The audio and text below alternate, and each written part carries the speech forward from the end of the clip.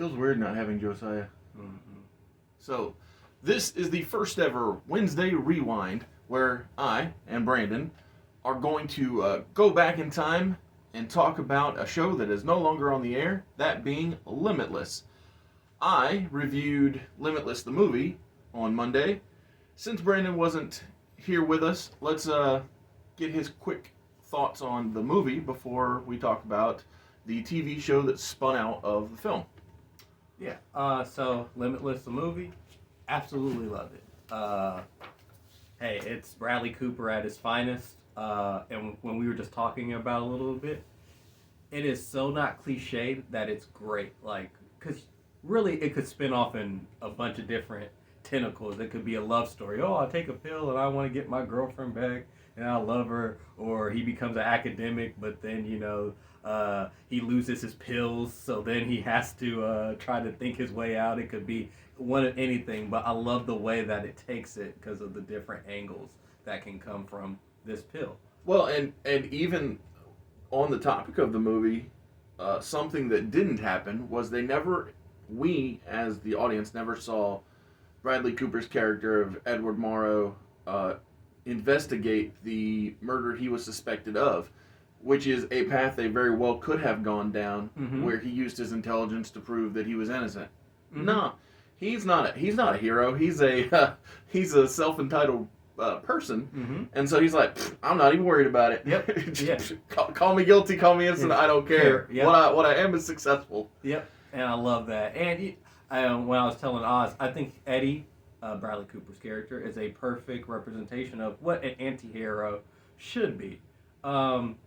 He's not good, he's not bad, but he's all about himself and how he can get over on absolutely people and use the situation. Which is kind of funny because when you brought that to light to me, I was like, oh man, what does that say about my envious nature of his of aspiring for his levels of greatness? Right, and maybe even I'm not sure. I just thought about it, but maybe this is a critique on what it needs to be successful. Oh, absolutely. Like, I don't. I cannot argue with that point, but what I will say is that Limitless, the TV show, takes NZT to a whole different place. So 20 seconds into the show, we see a sign that says "Re-elect Edward Morrow," which I thought was great because it quickly ties everything up. Tells you that this world is connected to the one that we originally were in. But the difference is our new hero, Brian Fitch, he's not an anti-hero at all. So he does what I call a really fun subway spot, using wrestling terminology, because he can calculate that the subway will not hit him if he runs out into its path. And that led to a great flashback sequence. That flashback sequence is really when we find out that Brian himself is not an anti-hero. He's a straight up good guy. Within it, he literally tells us, remember him. One of the characters that is showing up in the flashback, it's his friend Eli. And it was just, it's fun to be with a good person. And that good person, Brian, he reminded me of another TV show that's no longer on the air, but it starred Zachary Levi, and it was called Chuck. Within it, Chuck had basically a computer in his brain which would unlock information when triggered, whereas the NZT, it doesn't need a trigger. It's just you get everything all the time. But yeah, it's just fun to be with, like I said, a good person that you can quickly relate to. The idea that, see, the thing that I aspired to with Edward, or Eddie, was his success and his drive to get it with the NZT. Because without it, he was very lethargic. Absolutely, thank you. That's a great word. I was going to say lazy, but that's the better way of saying it. Whereas with Brian, he's not lazy. He's not lethargic. He's always pursuing, but just not getting there. And that in and of itself, the pursuit is something to be. Can you hold that for a second? Yeah, of course. Something to be admired. And with that in mind, before we continue to review Limitless, the TV show, I would like to say that my pursuits aren't for naught. Everlasting Survivors, Volume 1, all day long. There are limited first printings of the Jeff Hicks cover and limited first printings of the Nick Crook cover available. Thank you. With a link in the description at Etsy.com. And so, again, like I said, it's nice to see in the flashbacks that Brian never gave up on his dreams of being a rock star. He's a good guy, but he can't help but overinflate the way things are going because, his whole family, all his friends, they're like, oh man, you're still trying that thing? Mm-hmm. Which, don't get me wrong, I feel his pain. Yes. Like, oh my goodness, 7 years deep into this, so I get where you're coming from, buddy. But yeah, like I said, he overinflates it, but when he's working at a temp agency, organizing files, he falls asleep because he's working at a temp agency organizing files. But the guy who wakes him up is his old friend from the band, Eli, and they go out and they catch up, and Eli's jealous that Brian has never given up on his dreams, which is, again, it is something to be a fan of. Mm-hmm. Like, as much as not all of my videos get views, or our videos in this case, or as much as not that many people know that Everlasting Survivors exist, there have been multiple times within my life where I would be places. There was one weekend where I was just taking a trip trying to sell books to stores. The reason I prefer to sell them to the individuals because more can go back into production if they go straight to the audience and not to the middleman, because the middleman not so much goes back to the making things happen collection. But anyway, one weekend I was out and I had a really good sale to a store. The store, they wanted, I don't know, 6 or 8 copies of the Jeff Hicks cover because it was the store that he grew up going to. Oh, okay. And they were just happy to have that story to tell to the customer. And I was like, hey, I'm happy to sell it to you. But on that same day, I had a person come up to me and they were like, oh, can I have your number? I just need to know how to make this happen. I kind of laughed at him. I was like, dude, I am at the furthest place from what you would call success that you can get, in my mind at least. But he was like, oh, how'd you find your artist? I was like, I went to a convention, I talked to people. He's like, oh, how'd you find your color? So I'm like, well, the first one I found on the internet, the second one he gifted me. He was like, oh, Fabrice, my man, he makes everything look good. So, but that's not the only time that's happened. It's happened a few other times. Like, when Everlasting Survivor's first attempt of going live on Indiegogo was finished, the second artist, Nick, he said, he was like, after, seeing all this happen, he was like, I feel confident to pursue my own dreams of doing his own solo project. And so I can relate to Eli, Brian's friend, saying to him how he loved that he never gave up. Mm-hmm. And but it's the guilt that Brian felt from Eli looking up to him that made him tell him the truth, which was, things ain't going so good, things aren't working out. And then that's when Eli offers him the magic solution. Yeah, NZT, baby. Exactly. So Eli and two other guys, 3 total, that work at this place where Brian's been organizing files, had all been taking NZT, and that's how they got promotions and things were going well in the company, or for them in the company. Mm-hmm. It's funny, Brian is so pure of heart that when he takes the NZT, all he does is does his job really well. He goes to work, a job they thought would take him 2 weeks, he does in 2 hours. Yeah. And so it's just the complete contrast between Eddie and Brian. Mm-hmm. So, like I said, he does the job he was expected to do quickly, but also more efficiently, and lets the lady who hired him take credit for the system he created. Yes. Yeah. Oh, yeah. No, sorry. Go Oh on no, first, it's okay. go on. It's okay. I was just saying again. It shows how pure of heart he is. Right. Um, and it really goes to it. I love this note. Brian is awesome, and I love NZT. Yeah, and it shows in the right hands because in Limitless, the movie, it shows kind of like what would happen to NZT in the wrong hands and what could, people wanting power and can abuse that.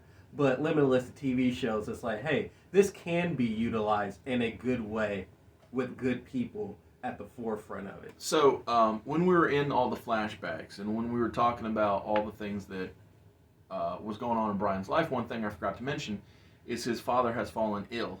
And as soon as he finishes his task at work of helping, he uses NZT, or the fact that he can use all of his brain more specifically, to figure out, help, and diagnose his father. His parents both find him to be just a little crazy. It's like, we've seen every doctor on the planet and they can't figure this out, but you did it overnight. Come on now, kid. And so Brian, he says, just go see if they can run the test and figure it out, because if they do, what's wrong with that? And ain't nothing wrong with that. That's a good thing. And so they do it, because what do you got to lose? And Brian's right, but the problem is that the ailment discovered a new problem, which is his father's liver is failing. And so even though he has access to everything, he can't solve this big issue that he really wants to, which is to save his father's life. And again, it's just that big difference between Eddie and Brian, because we don't see, nothing comes to mind that of one time that Eddie does something that is for it. Oh, well, there is one, I would say, but it was because of Eddie's fault a little bit, was when his girlfriend was going to get murdered in the park. And he's like, hey, take well, even pill. that, he didn't do it. He just told her to take the pill. Right, It's like, right, it did all the work for him. Yeah, so, but it's like, he's not like a psychopath. Oh, where he does exactly, that. exactly. Yeah, so, and like, I said it in my review on Monday, but like, her on NZT one time was enough for her to be like, I don't need no more of that. Right, because it's scary. It's exactly. like, oh, and she was reading and dissecting things so fast and running. She's like, that's not even me. Right, yeah, and, yeah, sorry, but yeah. No, you're good. TV show. Oh, no, it's fine. Yeah. It's just good to see the contrast, because, see, one of the things I was worried about was the show being a rehash of the movie. Because I literally say, after Brian discovers Eli, his friend, is dead, I was like, oh, is this too similar to how Eddie discovered Vern is gone, and all these things? But the difference between the TV show and the movie is, Brian actually cares for Eli, whereas Eddie was kind of like, oh, is the ex-brother-in-law the most pointless relationship anybody could have?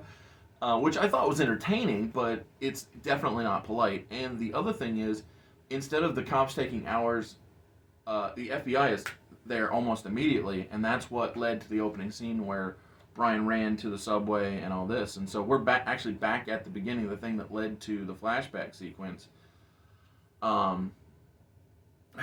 And once we get, like I said, back to the opening scene, Brian is with the FBI, and they say what I find to be a very interesting line, which is that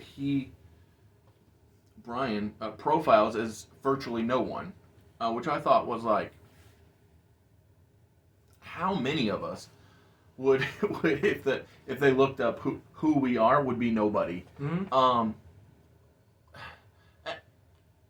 It's both interesting and kind of sad, because it's like I could see that being the case with lots of people. Like, I often think, what have I accomplished? Like, and not in a good way. Like, oh, let me count the ways. No, it's like, crap.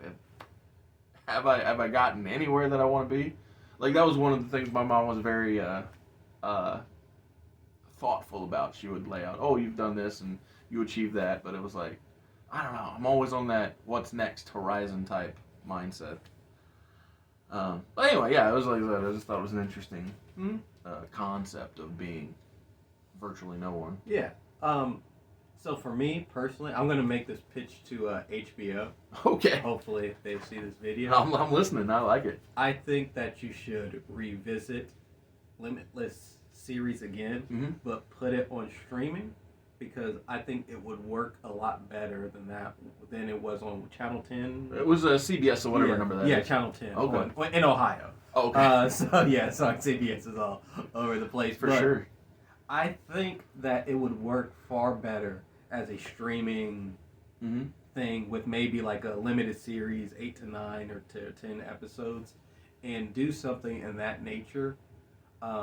Because everything that Oz was talking about with Brian is great because we see a different side of NZT when it's in not selfish, not evil, but not selfish hands. Absolutely. And while you're talking about that, I gotta say that I think that a great way to go in a different direction is coming at it from more than one perspective. So in the film, we only see Eddie's perspective. In the show, as of so far, we only see Brian's perspective. If in a relaunched or revamped or given a second chance series, if you have multiple, both protagonists and antagonists, using their major brain power, I think that you could have a big time like Matrix effect, where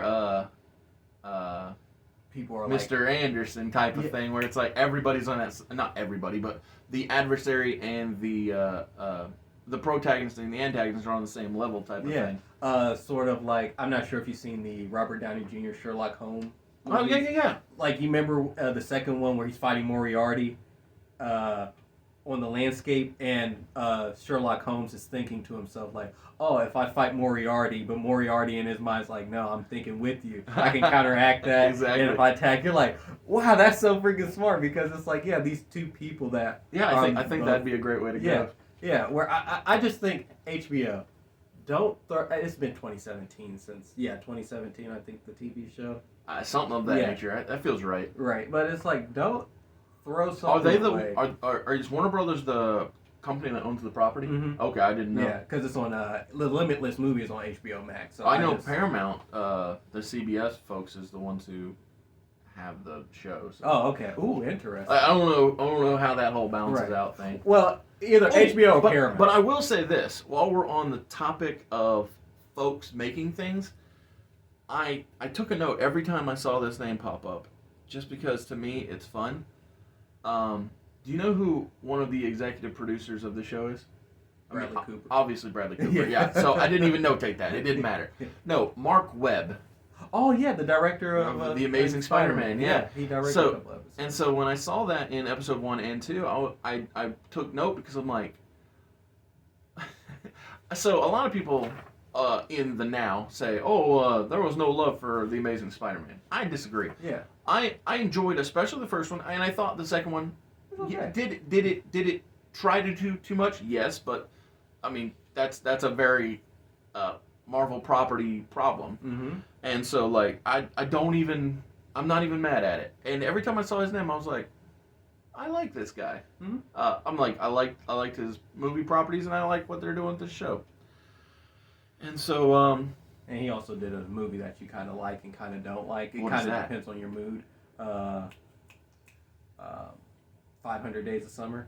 Oh, I think it is a good movie. Yeah. It is actually there's no debate to me in my mind whether it's a good or bad movie. It's always a good movie. It's just like you said, depending on my state of mind or my feelings at the time, whether I can take it in positive ways or be like, oh man, that's heartbreaking stuff right there. So, but in its defense, it's always a good movie. Mm-hmm. And so yeah, and I didn't realize that. Mm-hmm. I appreciate that. I have more notes, but there's really no point in going over them anymore because like. It's a good show. It's a great character. It's good world building. So the lady who doesn't shoot Brian when he's at the subway, her name is Rebecca Harris. That's the FBI agent who doesn't shoot him. She actually gets Brian brought into her team, or gets her boss to approve it because it turns out the FBI has known about NZT for quite some time. but they also know what NZT will do to people, which will kill them dead. Mm-hmm. And so they bring Brian on because in their mind it's like, there's something going on here, but they don't know that Eddie has brought Brian to him and his cohorts, stabbed him with a protective agent, and convinced him that he'll work for him or else he'll be falling under the same fate as everyone else who takes NDT. And in conclusion of the show, Brian does solve the murder of his friend Eli by finding the person who actually took him out and proving to the FBI it wasn't him. Personally, I loved this first episode. I thought it was everything good about the movie, and actually everything good about the movie, but turned from a different perspective. I gave it 5 out of 5 stars. I thought that it was just a great jumping on point and a great way to continue world building from the film. Yeah, I agree. 5 out of 5 stars. And what I like about it is what I always say: if you're gonna do a sequel to something, please expand the world. Don't do the same. Rinse and repeat. Yeah, please don't. Now, once in a while it might work. Like 22 Jump Street is still funny. Oh yeah, yeah. And they even make the gag in the film itself that, is this even needed? Is it pointless? Like, right. Didn't we already do this before? Yeah, do the same thing. Yeah, but it's like... Well, and in the closing of it, they tease, although I guess it's not really tease, but they promote films that don't actually happen. Yeah, 23 Jump Street. Up to what? Yeah. There's even one where Seth Rogen takes over. But yeah, it's just, I like it because it expands about the world, about NZT, the different aspects of it, and I doubt that anybody's like the big wigs are gonna be watching. But if for some reason they come across, please. Hey, sometimes I get some good views on here. Yeah, hey, you never know. Hey, and and they just happen at all the most random times. Right. And hey, if my Spider-Man comes to fruition with the evil Tobey Maguire, absolutely. I'm saying they watch right this here. damn video. Exactly. So please like and subscribe. Exactly. Spoilers, but we didn't even know there were spoilers. Yes. It's like, wait a minute, they stole it. Hey, I should take NZT. I'm probably both will be right now. Right. But yes, they expanded upon this world, gave us a different outlook and a different perspective with someone who's not self-interest, right, and who's very caring about other people. And yeah, it's a good watch. Awesome. Thank you. Yep, you're welcome. And come back Friday. See you on Monday. And next Wednesday, we will have the second episode, which is called Badge and Gun for Limitless, the series.